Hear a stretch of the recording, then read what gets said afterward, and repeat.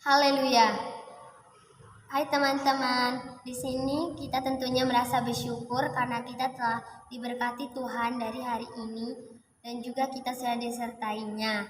Perkenalkan, nama saya Angelina Sembiring dari Poros Polonia Medan. Sini saya ingin mengucap syukur karena saya bisa menyampaikan firman Tuhan kepada kita sekalian. Di sini saya akan bercerita mengenai teladan Daniel yang terdapat di dalam Daniel 6 ayat 1 sampai 29. Sebelum itu kita berdoa. Mari kita bersatu dalam doa.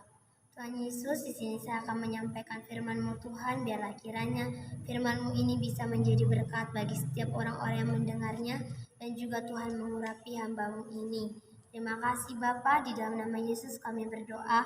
Amin. Daniel adalah seorang pemuda Ibrani yang dibawa dari Yehuda menuju pembuangan yang ada di Babelonia. Ketika dibawa ke Babelonia, Daniel tidak sendirian, tapi ia dibawa bersama teman-temannya yaitu Misael, Hanaya, dan Hazaria, dan juga beberapa besar penduduk Yehuda lainnya. Nama Daniel artinya adalah Allah adalah hakimku. Tapi ketika di Babelonia namanya diganti menjadi Belteshazzar.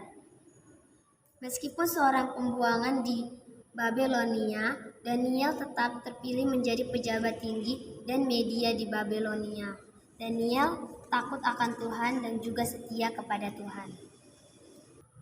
Pada pemerintahan Raja Darius ini mengangkat Daniel sebagai salah satu pejabat tinggi di Babelonia.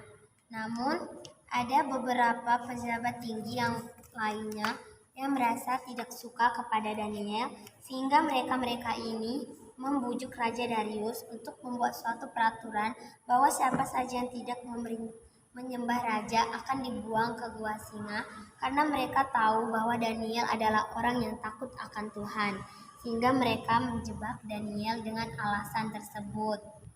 Pada suatu hari ketika Daniel sedang berdoa, para orang-orang yang iri terhadap Daniel melihat Daniel sehingga mereka berencana melaporkannya kepada Raja Darius.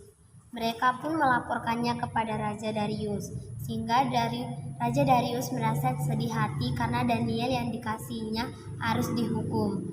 Daniel pun dibuang ke goa singa. Dan Raja Darius berkata agar Tuhan melindungi Daniel, sehingga gua itu pun ditutup dan menjadi gelap. Di goa singa, Daniel berdoa kepada Tuhan agar Tuhan melindunginya, sehingga Tuhan mengirimkan malaikat-malaikatnya untuk menutup mulut-mulut singa tersebut, sehingga mereka tidak menyakiti Daniel. Keesokan harinya, Raja Darius memerintahkan untuk melihat keadaan Daniel, dan ia bersukaria karena Daniel tidak disakiti oleh singa-singa tersebut. Selain itu, Raja Darius juga memerintahkan untuk membuang para pejabat-pejabat yang iri terhadap Daniel ke dalam gua singa. Akhirnya Raja Darius pun mengangkat Daniel sebagai pejabat tinggi di Babelonia.